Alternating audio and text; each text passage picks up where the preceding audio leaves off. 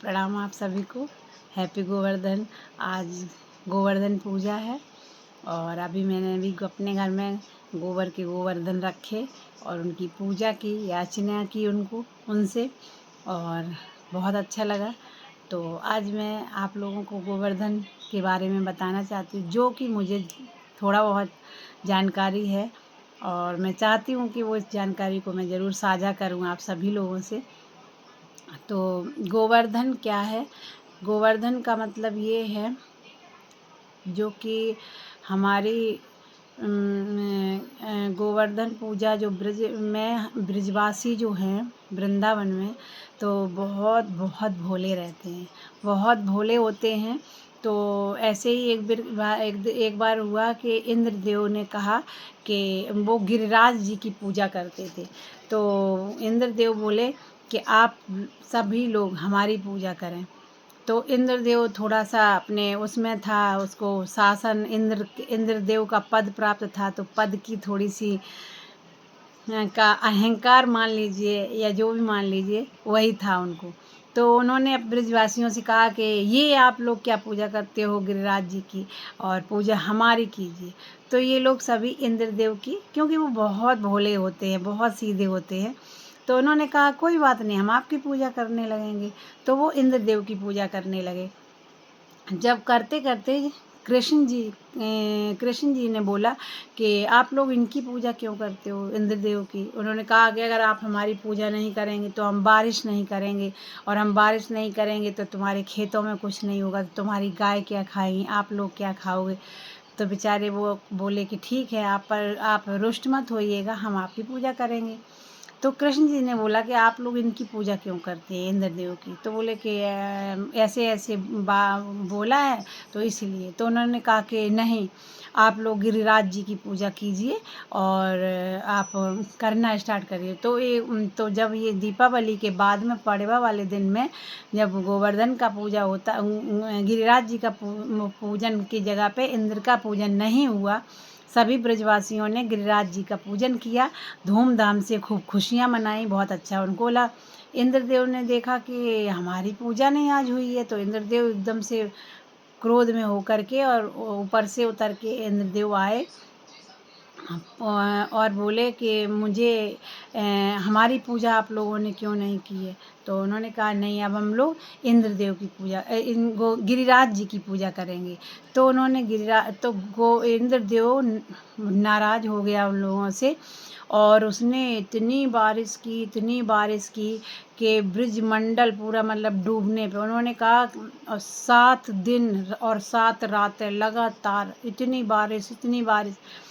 तो हमारे कृष्ण भगवान जी ने देखा कि हमारे ब्रजवासी बहुत परेशान हो रहे हैं, मैंने उनको मना किया तो वो मान गए हैं, और ये मेरा फ़र्ज़ है। तो आए हमारे श्री कृष्ण जी, और उन्होंने अपनी तर्जनी उंगली पे, यानी कि ये उंगली होती है मूलाधार को प्रेजेंट करती है, यानी कि पानी पृथ्वी को प्रेजेंट करती है। तो उन्होंने इसी उंगली से गोवर्धन को, मतलब अपना जो मार्ग था गोवर्धन का, जहाँ पे लोग ब्रजवासी लोग रहते थे, उसको पूरा वहाँ उससे उठा लिया। और कितना 16 योजन ऊंचा उठाया। 16 योजन बहुत होता है, तो इतना ऊंचा पर्वत उठा दिया, और 7 दिन और 7 रात लगातार बारिश होती रही। लेकिन ब्रजवासियों उन्होंने कहा कि जाकर के देखें कि कुछ भी असंभव वाली चीज़ नहीं हुई है, और उसको देख के कौन है जो इसको मतलब बचा रहा है। तो देखा तो हमारे बांके बिहारी थे, और फिर इंद्रदेव ने बांके बिहारी को दंडवत प्रणाम किया और अपनी गलती के लिए माफ़ी मांगी। फिर उन्होंने अपनी बारिश को रोका, और फिर उन्होंने फिर हमारे बांके बिहारी लाल, हमारे जो कन्हैया जी हैं, उन्होंने पर्वत को नीचे रखा। फिर लेकिन ब्रजवासियों ने उतना ही ऊंचा पर्वत, जो गायों का गोबर इकट्ठा होता था, उसी से इतना ऊंचा पर्वत बना दिया, जितना ऊंचा पर्वत उनको ये जब हमारे कृष्ण जी का था, मतलब इन्होंने ऊपर किया था योजन उंगली से और उठा दिया। तो फिर वो क्या हुआ, अब वो पर्वत इतना ऊंचा उन्होंने अब गोबर को रख रख के वही गोबर पत्थर का रूप बन गया, तो वो पत्थर बन गया। अब ये क्या है कि और लोग इनकी पूजा करने लगे। तो उन्होंने 7 दिन और 7 रात कुछ नहीं खाया ना कुछ पिया। तो उसी के हिसाब से जो हमारे बिहारी जी थे, उनके जो भोग लगते थे, तो भोग के हिसाब से ही उन्होंने उनको जितने दिन 7 दिन और 7 रात को जोड़ करके उन्होंने जितना उनका प्रसाद था एक दिन में बनाया, और वही 56 भोग के रूप में हम लोगों को दिया जाता है। तो वो 56 भोग ऐसे ही हो गए कि यशोदा मैया ने फिर पूरे जो 7 दिन उन्होंने कुछ नहीं खाया पिया, तो वही जोड़ करके उन्होंने एक दिन में उनका पूरा प्रसाद बनाया, तो उसी को हम लोग, तो वो टोटल गिन करके हुआ 56, तो इसीलिए उनका नाम हो गया 56 भोग हो गया। और उसके बाद में हमारे बिहारी जी वहाँ पे, अब ये पर्वत क्या है, अब ये पर्वत जब उन्होंने बोला था कि जब ये पर्वत ख़त्म होगा तभी ये सृष्टि ख़त्म होगी, प्रलय आएगी। तो हमारा ये जो गोवर्धन पर्वत है धीरे धीरे करके कम होता चला जा रहा है, कम हो रहा है, तिल तिल करके घट रहा है। जिस दिन ये पर्वत ख़त्म होगा समझ जाइएगा उस दिन हमारी पृथ्वी ख़त्म हो जाएगी। तो ये हमारे गोवर्धन महाराज जी की पूजा का जो मुझे थोड़ी बहुत जानकारी थी वो मैंने आप लोगों के साथ में साझा की। और सच मानिएगा, आप अपना जो भी करिए कुछ मत करिए, सिर्फ अपना भाव निर्मल करिए और अपने भावनाएं पवित्र करिए। किसी के बारे में किसी के बारे में कुछ भी गलत मत सोचिए। जब भी आप कुछ गलत सोचते हो तो सबसे पहले मान लीजिए, अगर आप शांत रहते हैं और खुश रहते हैं तो आपका चेहरा और आपकी बॉडी बहुत अच्छे से वर्क करती है। और अगर हम कुछ गुस्सा करते हैं या कुछ किसी को उल्टा सीधा बोलते या किसी के प्रति हमारी निगेटिव अगर कुछ बात चल रही है, तो वो सबसे पहले किसको नुकसान पहुंचाती है? हमको, खुद को।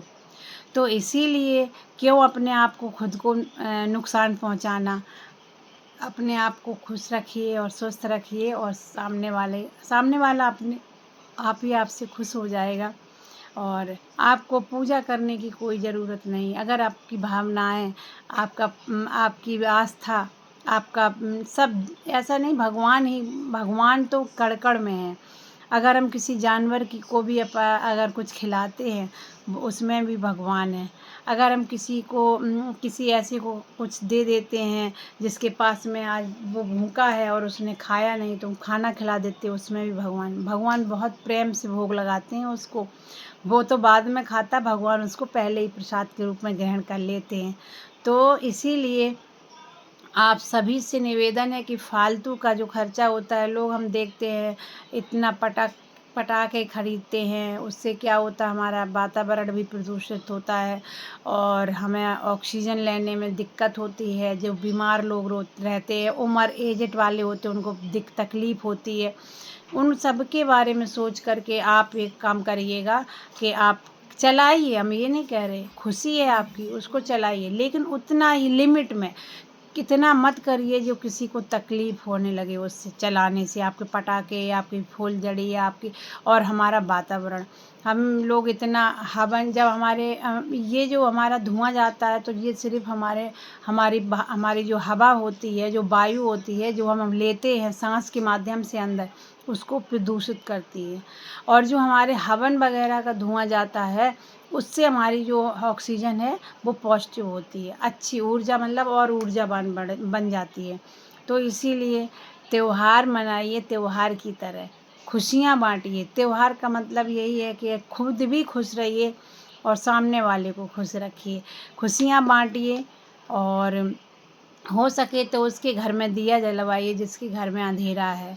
तो यही दिवाली है आप लोग।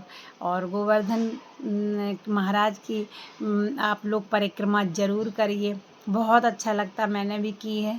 और गोवर्धन महाराज की आज गोवर्धन के अवसर पर आप सभी को हमारी तरफ से आप सभी को गोवर्धन की बहुत बहुत शुभकामनाएं, गोवर्धन पूजा की। और हमारा आपसे प्रणाम। और जो हमसे छोटे हैं उनको बहुत सारा प्यार, और हमसे जो बड़े हैं उन सभी को मेरा प्रणाम। और कुछ भी गलती हुई है तो उसके लिए भी मैं क्षमा याचना पहले से मांग ले रही हूँ। और मैं चाहती हूँ कि कुछ है हमारे पास तो उसको मैं आप लोगों तक पहुँचाऊँ। तो बहुत बहुत धन्यवाद आप सभी को, कोटि कोटि प्रणाम है। खुश रहिए, स्वस्थ रहिए, और जब आप खुश रहेंगे तो स्वस्थ अपने आप रहेंगे। धन्यवाद, धन्यवाद, धन्यवाद।